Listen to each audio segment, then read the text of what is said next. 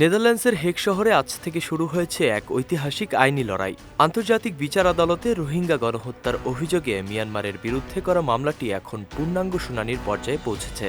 গত এক দশকেরও বেশি সময়ের মধ্যে জাতিসংঘের সর্বোচ্চ আদালতে এটি প্রথম কোনো গণহত্যার মামলার পূর্ণাঙ্গ শুনানি হতে যাচ্ছে। পশ্চিম আফ্রিকার দেশ গাম্বিয়া 2019 সালে এই মামলাটি দায়ের করে, যা আজ বিশ্ব রাজনীতির আকর্ষণের কেন্দ্রবিন্দুতে পরিণত হয়েছে।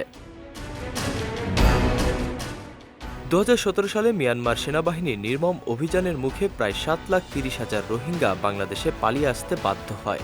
সে সময় নির্বিচার হত্যা, সংঘবদ্ধ ধর্ষণ এবং ঘরবাড়িতে অগ্নিসংযোগের মতো ভয়াবহ মানবাধিকার লঙ্ঘনের ঘটনাগুলো বিশ্ব বিবেককে নাড়িয়ে দিয়েছিল। জাতিসংঘের একটি ফ্যাক্ট ফাইন্ডিং মিশন এই ঘটনাগুলোকে গণহত্যামূলক কর্মকাণ্ড হিসেবে চিহ্নিত করেছে।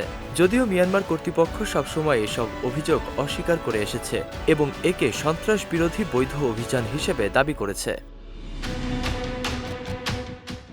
বিশ্লেষকদের মতে এই মামলার গুরুত্ব কেবল মিয়ানমারের মধ্যেই সীমাবদ্ধ নেই।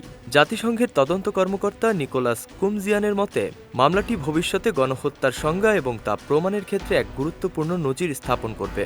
ধারণা করা হচ্ছে এই বিচারের ফলাফল ইসরায়েল ও দক্ষিণ আফ্রিকার মতো দেশগুলোর বিরুদ্ধে চলা অন্যান্য গণহত্যা মামলাগুলোতেও বড় প্রভাব ফেলবে। 2019 সালে মিয়ানমারের তৎকালীন নেত্রী অং সান সু চি এই অভিযোগগুলোকে বিভ্রান্তিকর বলে উড়িয়ে দিয়েছিলেন, কিন্তু 2021 সালে সামরিক অভ্যুত্থানের পর পরিস্থিতি বদলে গেছে। জান্তাশাসিত মিয়ানমার এখন একদিকে অভ্যন্তরীণ গৃহযুদ্ধ আর অন্যদিকে আন্তর্জাতিক আদালতের কাঠগড়ায়। 3 সপ্তাহব্যাপী চলা এই রুদ্ধদ্বার শুনানি কি রোহিঙ্গাদের জন্য কাঙ্ক্ষিত ন্যায় বিচার নিশ্চিত করতে পারবে? পুরো বিশ্ব এখন তাকিয়ে আছে হেগের দিকে। নাসিমুল বারী, সৌরভ, বিজয় টিভি, নিউজ ডেস্ক।